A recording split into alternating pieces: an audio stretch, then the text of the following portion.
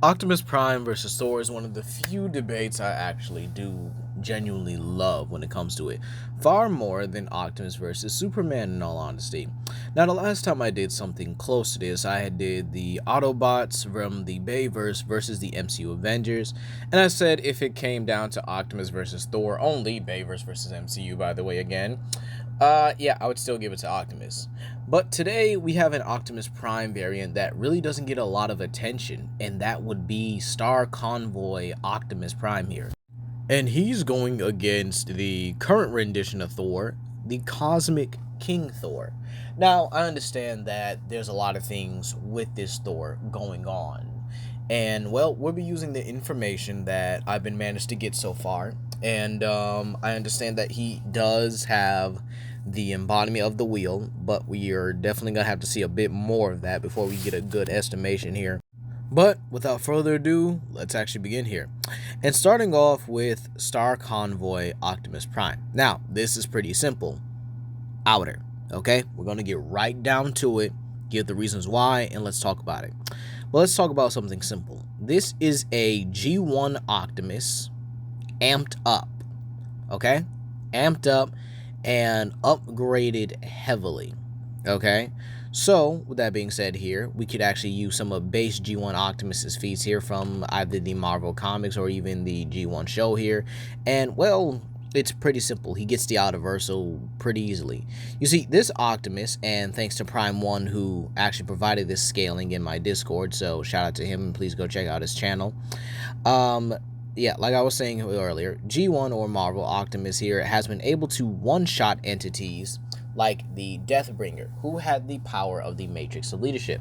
Keep in mind, this is something very consistent within the show here, that Optimus, oh sorry, not the show here, the comics, that Optimus has been able to literally fight against entities who were known to be powered up by the Matrix of Leadership here. Essentially, a lot of the foes here actually get powered up by the Matrix of Leadership here, and then Optimus just has to beat them, you know?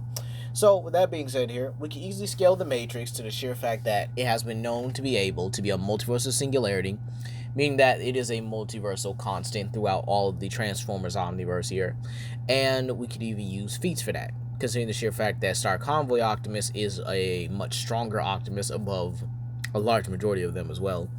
And considering the Matrix of Leadership, even when he gets corrupted by Unicron to be able to kill Primus, still is able to affect platonic beings such as Primus and Unicron, which are the living concepts of chaos and order itself here. So, with that being said here, considering the sheer fact that this Optimus, okay, Star Convoy here, is much stronger with many upgrades and power-ups as well, he should be able to not only one-shot himself, but actually be able to, I guess you could say, exceed the feats that he has. So, let's actually talk about what he has here. This Optimus possesses the following. The Silver Matrix, which is able to create a Big Bang type of attack here, which would allow him to create entire universes, by the way. All universes are, you know, infinite in size with infinite dimensional layers and stuff like that. I think I've talked about this so many times in previous Transformers videos, but let's continue. So the gold power actually gives the user the power of the Omniverse itself. Actually allows you to access the Omniverse and summon other variants that you have power over. This was actually pretty much self-explanatory when Gold Megatron actually utilized this power. And basically, gaining the power of the Omniverse here, he was able to summon multiple, and I mean multiple, variants of himself here, from things like Transformers Animated, Beast Wars, and even an alternative variant of himself. Keep in mind, this is the Avatar, which means he would definitely scale above the alternative avatars as well. And keep in mind, Optimus would later get this power up as well, and then go on to beat Megatron, who not only had the gold power, but a Matrix of Leadership that he made the gold Matrix, and he was actually going to merge all these multiverses together under the evil Primus's control here. But again, there are other things that this Optimus has here, such as an Amalgamous Energy.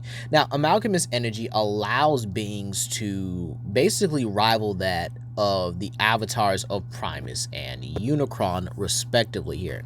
This is important because we actually seen Volcanicus Grimlock. Some of you guys have already seen in the Hulk versus Grimlock video here. Was able to not only go toe to toe, but actually able to slice the head of a Primus avatar, evil Primus avatar, by the way, clean in half here.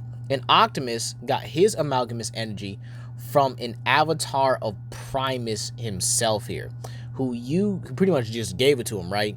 And then he was able to kill an avatar Unicron that was stronger than his other previous two avatars and actually merged their powers.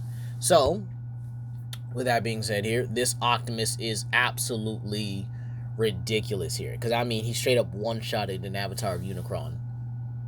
And he was weakened at that time as well. So, yeah, it's actually crazy here. And keep in mind, he would scale above Megatron Omega, I should say here. And Megatron Omega scales above God Neptune, who had the power of 5 matrices that possess the abilities of life, death, time, space, energy, and transmutation. Wait, time and space, energy, transmutation, death, and... Okay, I think I said them all, but again, it was 5 matrices that possessed those abilities and stuff like that there. And again, Optimus was able to beat him. Keep in mind, Optimus would actually be able to use the gold power very frequently, but again, he doesn't use the full totality of it. However, by the end of the series, he still had the gold power along with his amalgamous energy. And again, he had the silver matrix, which still functions like a regular matrix of leadership. Now, with the scaling of that here, you would easily get this Optimus to, again, Autoversal. This is because he would scale above the avatars. Again, I'm going to have to emphasize this here. The avatars of Alternities. Alternities are capable of battling against Hytherion. Hytherion is so powerful that he's able to consume entire timelines. This means he's able to eat infinite dimensional multiverses. Okay? And they're higher dimensions as well, which transcend these infinite dimensional multiverses and make them look small. Yet Hytherion's able to eat that like Cookie Monster eating a cookie or Queso eating a bucket of KFC. Alright? He hungry. And he's going to eat it. Then you have the sheer fact that there were characters who applied Hytherion's power, which are able to literally eat timelines and cut the flow of time off from multiverses. Yeah, this Optimus Prime is pretty Autoversal and is absolutely ridiculous. This will also give him faster than light to immeasurable levels of speed. But let's talk about Thor. Cosmic King Thor. And so what we have here is a Thor that has the Power Cosmic, the Odin Force. By the way, he has the full totality now because Odin's dead. He also has the Zeus Force. Yeah, I know, crazy, ain't it? And he's got his own power just like at the bottom here. So he's got Odin, Zeus, the Power Cosmic. Oh, wait, I forgot. He still has his mother's power, Gaia. Yes, he's got that as well here. Now, it is questionable whether or not he still has the Phoenix Force. That is the interesting part about it. I heard some people say yes about it. I heard some people say no about it. So, for right now, I'm not too sure. Okay? I've been looking into it, and so far, what I've come to agree with is that he just doesn't use it right now. And so, yeah, we're just going to act like he just doesn't use it for some reason and just keep it going. But what has this Thor done over the years, though? Well, let's actually talk about it. This Thor was able to beat a MODOK, right? That was amped with the power of all of the 9 realms. Every realm. Every infinite-sized universe on a quantum level, which again would dive into infinite dimensional spaces for each Marvel universe. And again, Thor not only took attacks from the same MODOK, but ripped him apart. Crazy, ain't it? He also used the Destroyer as a punching bag. He was also able to harm an evil multiversal counterpart of himself that was pretty much choking a weakened Beyonder. Yeah, the Beyonder was not at full strength during this run here, so I wouldn't count it as that. Considering the Beyonder got to his full strength during his time with the Defenders and pretty much retconned his retcon. Look, to be honest, crazy as it is, don't blame me here. And keep in mind, we know how powerful he is because when he fought Better Ray Bill, someone who was usually and is always been on his level here, he pimp slapped him into a planet and hit him so hard he forgot what day it was. Bro had brain damage from that pimp slap. You gotta run me my fade after that one. I'm just saying, you give me brain damage after that? Nah, crazy. This Thor also possesses his usual powers and abilities here. However, they are now on a much higher scale because of his elevation. This Thor, when he fought a power cosmic amped Zeus, told his lightning to turn. He told the god, the Sky Father, and amped Sky Father's lightning to turn, and it obeyed him. This Thor has also been known to take the powers of his opponents and keep them. Keep in mind, he's taken the power cosmic from Galactus. He's taken the World Serpent's power from Donald Blake. And currently, he's taken the Zeus Force. Excuse me. I apologize. Now, it is interesting how he's able to do this. Most of it is, yes, because it does have the Odin Force, and because, yes, he was able to take the power cosmic, because, again, this is something that he could casually do. But it's very interesting how it works, because he doesn't do this often. We don't see him do this with the Hulk. We don't see him do this with other characters that are based on certain levels of energy.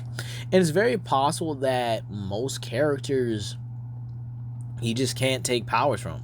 Or again, it's just a writing thing. You know how it is. Characters really don't use a certain power and abilities for some reason because, it just wouldn't work in that situation, or, they just don't talk about it.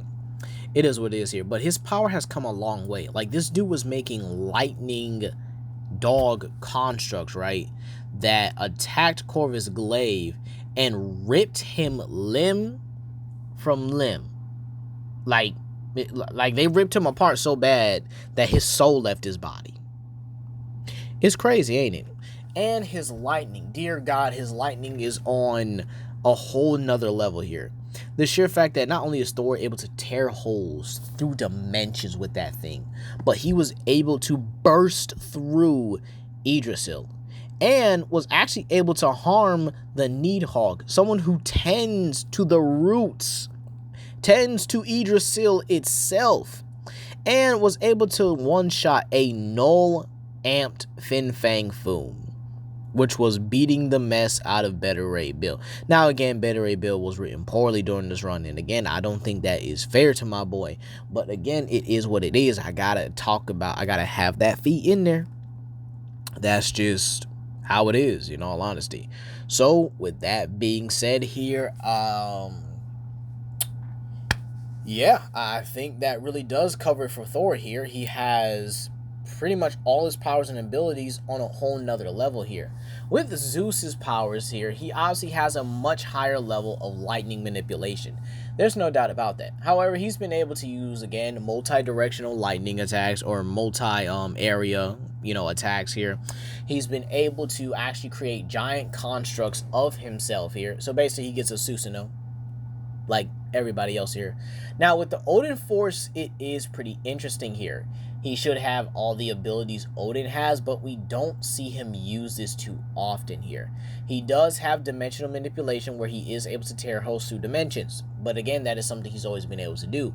However, he tore through a dimension that was far beyond his normal means of reach. So again, the Odin Force is definitely a contributor in that.